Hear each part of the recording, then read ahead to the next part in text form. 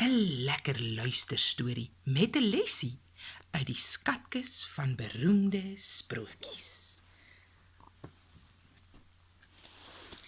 Die kriek en die mier. Eenmaal op 'n warm somersdag het 'n kriekie vrolik op 'n boomtak sit en sing. Onder hom was 'n lang rykie mure besig om graankorrels te versamel. "Hoekom werk julle so hard?" vra die kriekie. "Kom sit hier saam met my in die skaduwee van hierdie groot boom. Kom ons sing 'n liedjie." Maar die mure luister nie vir kriekie nie. Hulle gaan onvermoeid voort met die harde werk. "O nee," sê hulle, "ons moet hard werk en genoeg kos vir die winter bære." "Maar die winter is nog ver," sê die kriek. "Daar's oor genoeg tyd vir werk. Kom ons sing nou eers." Die hele somer deur werk die mure. En die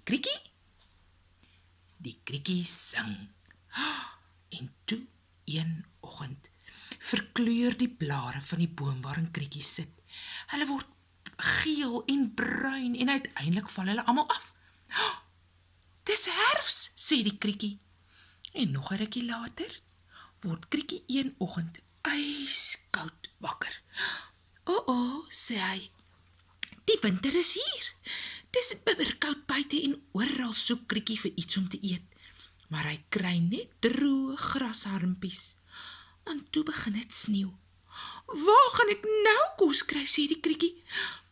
Een aand sien kriekie 'n liggie in die verte.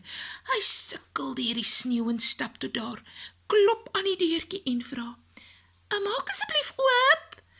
Ek is baie honger en ek kry vreeslik koud." 'n Miertjie leun by die venster uit en sê, "Wie's daar?" "Dis ek, dis kriekie."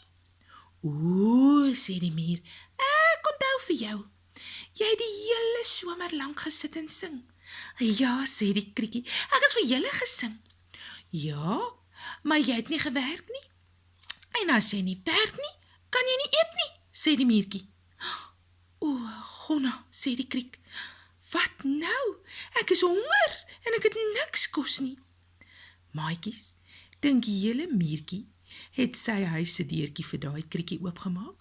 Juffie hoop regtig so, want ek dink hierdie kriekie het nou sy lesie geleer en volgende herfs gaan hy genoeg kossies bymekaar maak en in die winter gaan hy nie weer in hierdie penarrie wees nie." Fluit, hierdie storie met 'n lesie is nou